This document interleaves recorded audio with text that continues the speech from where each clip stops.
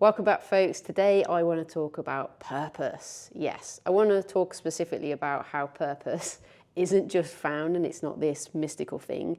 It's actually something you build over time. Now, I'm not an expert and will never claim to be, but I have been reading a lot of Robert Greene's work lately, and the 48 Hours of Power has blown my mind. Robert Greene has some really interesting perspectives on purpose and how you can build your purpose and live a very fulfilling life. Purpose is something that I've battled with over time, and as someone who's now over 40 is starting to realise that everything that's happened before in life is just a bit of a guiding light to show you what your true purpose is going to be. Robert Greene talks about how purpose isn't just this like epiphany that just appears. And it's something that gradually over time you build upon. So in this episode, I'm going to do something a little bit different, and I'm going to break down Robert Greene's blueprint for finding purpose. And in there, I'm going to interject some personal stories that kind of relate to what he's talking about, as well as stories from Megan Hine. Now, Megan Hine is a badass. She is a TV personality, but first and foremost, she is a survival expert. I was lucky enough to interview Megan a few years ago, and the episode on the She Who Dares Wins podcast is currently live if you want to go back into the archive and listen to that. But I've pulled a few golden nuggets from Megan's story, and like many of my guests, she has a core purpose, but it's been a journey to get there. All right, here's for the first one. It's a bit of a mic drop, but purpose starts when you are young, but you probably don't even see it yet. In fact, one of my guests, Zoe, a good friend of mine, she firmly believes everybody knows who they need and want to be around about the age of 15. It's just we become an adult and forget it. I think she's right. So for Megan, early on, she had this drawing to be out in the wild, and she talks about how at the age of 11, her dad sent her out wild camping up Snowdon, and that's when she kind of found her true calling of where she wanted to be and what excited her and what she had a passion for. She didn't wake up one day and say, I'm going to be a survival expert. She importantly followed things that naturally interested her. So that might have been camping, that might have been going whitewater rafting, any kind of adventure, and what gave her joy. Looking back personally, I don't think as a kid I ever woke up one day and thought, I want to run a clothing brand, a podcast, and build a community of strong, badass women. Because I didn't even know any strong, badass women, and I wasn't really one at the time. This had to be something I had to grow into. But I always had a love for content and storytelling and speaking to people and entertaining. So I guess by me following and nurturing that, even though that led me into construction, the love that I got from construction wasn't building things, it was actually connecting with other people and hearing their life stories. So whilst it didn't feel super aligned with the purpose, it kind of was. So if you're sat there wondering what your greater purpose is, start thinking about what it is that you truly love and what lights you up. Now, Robert Greene talks about how mastery is a long game and not an overnight success. That's hard for somebody who has ADHD and wants success now, especially getting into the realm of starting a podcast and realizing that it is marginal gains and it's just showing up every single week. You have to know this in your heart and accept it. And I think acceptance is hard for a lot of people. But mastery involves trying things, trying new different things, and then cutting off what doesn't work for you. And ultimately, you'll find that the things do work for you start to align with this single purpose that you've probably been searching for all along. We all know that you don't just wake up as an expert. As much as you want to, you've got to put in the graft. So Megan talks about how she did an apprenticeship in New Zealand, and she was just fascinated by what the company was doing, and she thought that she wanted to delve into the world of being an outdoor guide.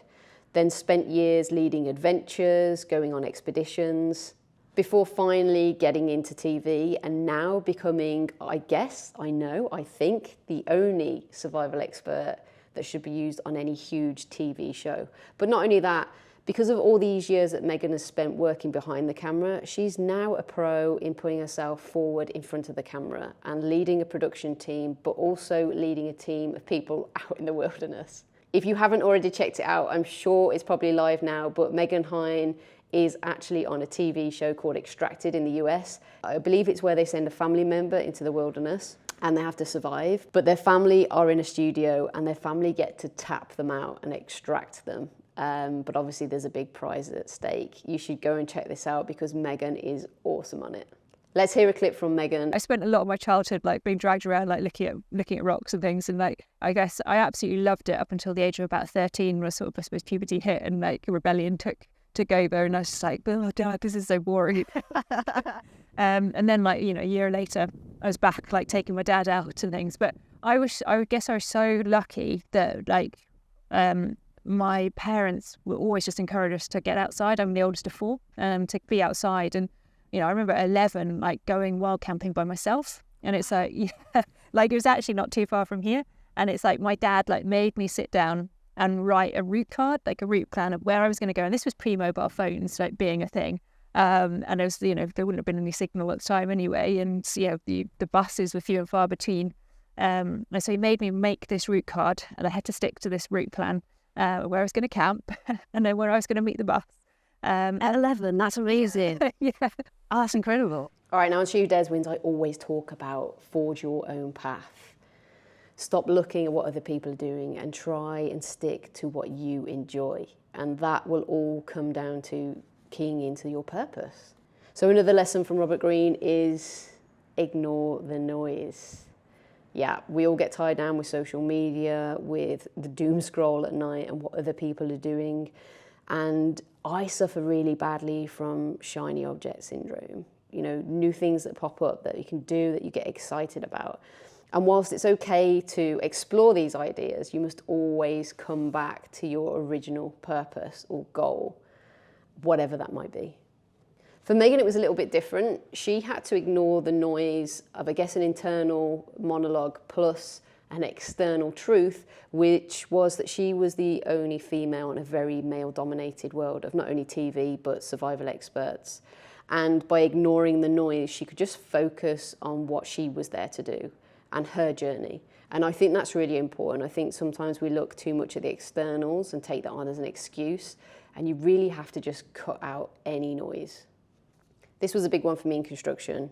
There were constantly comments or experiences where I was overtly aware that I was the only female on site, and just putting that to the back of my mind and not complaining about it, not playing victim, but ultimately cutting out the noise helped me maintain not only my sanity, but this clear path to I'm here, I'm going to do a good job. Okay, finally, one of the biggest myths about purpose is that it's smooth sailing.